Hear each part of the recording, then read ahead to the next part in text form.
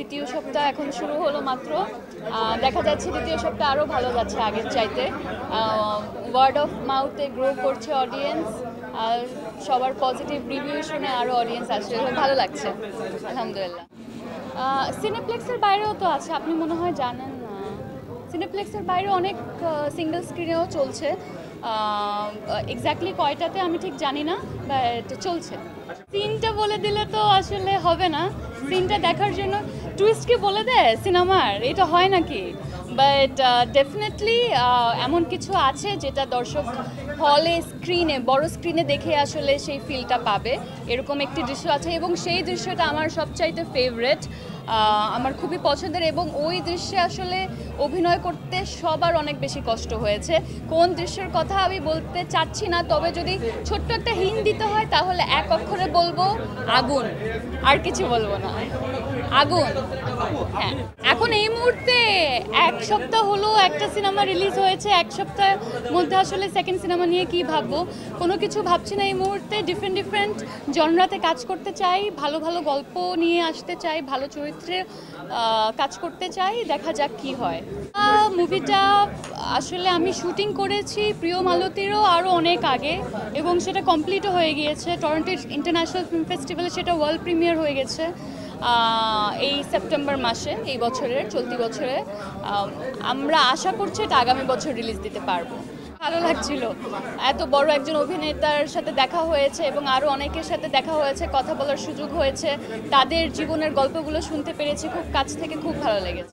আমি অনেক বেশি গর্বিত ফিল করছিলাম যে এত বড় একটা প্ল্যাটফর্মে আমি বাংলাদেশে একটি সিনেমা নিয়ে আমার দেশকে রিপ্রেজেন্ট করতে পারছিলাম। আমি সাবা নিয়ে রেডসি ইন্টারন্যাশনাল ফিল্ম ফেস্টিভ্যালে গিয়েছিলাম, এবং যতবারই ইন্টারন্যাশনাল কম্পিটিশন কিংবা কম্পিটিশনের ফিল্মগুলো নিয়ে কথা উঠছিল, সাবার নামটা উচ্চারণ হচ্ছিল, তার একদম পাশাপাশি বাংলাদেশ এই শব্দটা বারবার উচ্চারণ হচ্ছিল। তো সেই ব্যাপারটা আমার খুবই খুবই ভালো লেগেছে। আমি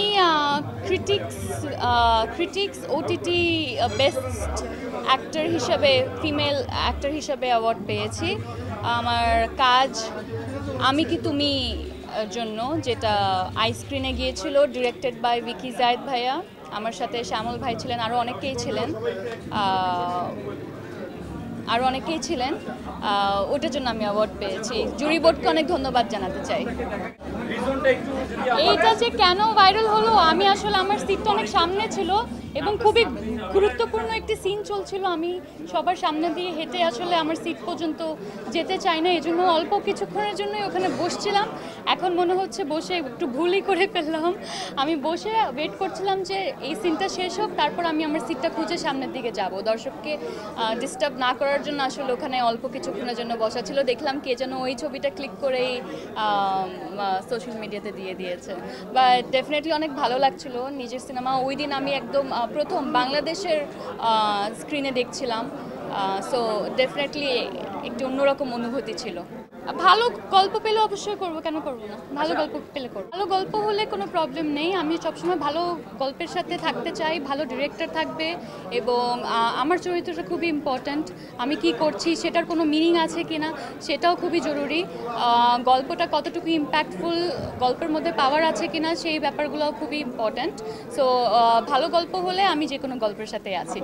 কথা চললে যেটা হয়, আসলে নাম বলা যায় না, কোনো ডিটেলস বলা যায় না, বাট যখন বলার মতো সুযোগ এবং সময় হবে আপনাদের সবাইকে জানাবো।